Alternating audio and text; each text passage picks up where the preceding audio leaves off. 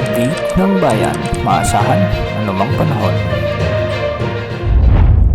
Magandang araw po sa ating lahat. Narito ng pinakahuling update sa magiging lagay ng ating panahon sa araw na ito at sa mga susunod pang mga araw. Ngayong araw ay nakakaapekto sa silangang bahagi ng Northern at Central Luzon ang ridge ng high pressure area at nagdadala ito ng mainit at maaliwalas na panahon lalo na sa umaga hanggang tanghali. Samantala umiiral naman ang easterlies o ang mainit na hanging nagmumula sa karagatang Pasipiko sa Southern Luzon, sa buong Visayas at buong Mindanao, kaya asahan ang maalinsangang panahon na may mga kasamang pagbuo ng mga kulapan na maaaring magdulot ng mga isolated rains o thunderstorms lalo na sa hapon o gabi.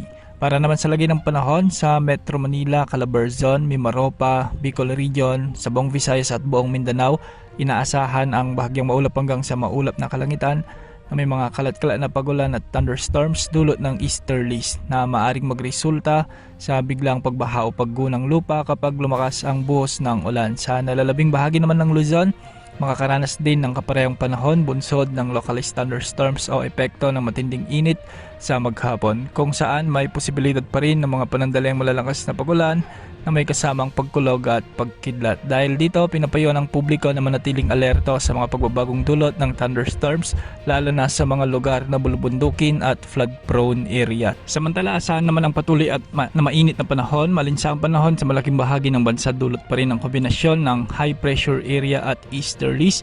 Posible ang mataas na heat index lalo na tuwing tanghali hanggang hapon, kaya't mahalaga ang pag-inom ng sapat na tubig at pag-iwas sa matagal na pagbibilad sa araw upang maiwasan ang heat-related illnesses. Samantala, patuloy din nating binabantayan ang mga long-range forecast models gaya ng Global Forecasting System o GFS model, pati na rin ang latest Tropical Cyclone Threat Potential Forecast ng PAGASA, kung saan may nakikitang posibilidad ng pagbuo ng sama ng panahon sa loob o malapit sa Philippine Area of Responsibility sa pagitan ng Abril 27 hanggang sa ikatlong araw ng Mayo 2026. Bagamat wala pang katiyakan, may indikasyon na sakaling mabuo ang nasabing sistema ay maaari itong lumapit o makaapekto sa silangang bahagi ng Luzon. Ngayon pa man, binibigyang diin na ang mga ito ay paunang pagtataya pa lamang at maaari pang magbago ang ipinapakitang forecast track, lakas o lokasyon nito sa mga susunod na araw, kaya mahalagang patuloy na magmonitor ng updates. Kaugnay nito, naglabas na rin ng mahalagang abiso ang PAGASA kahapon hinggil sa patuloy na pagbabago ng klima sa ating bansa, kung saan opisyal nang itinaas ang ENSO alert and warning system sa El Nino alert. Ibig sabihin, mataas ang posibilidad na mabuo ang El Nino o magkaroon ng El Nino sa mga darating na buwan, posibleng magsimula sa buwan ng Hunyo at tumagal hanggang sa unang bahagi ng taong 2027.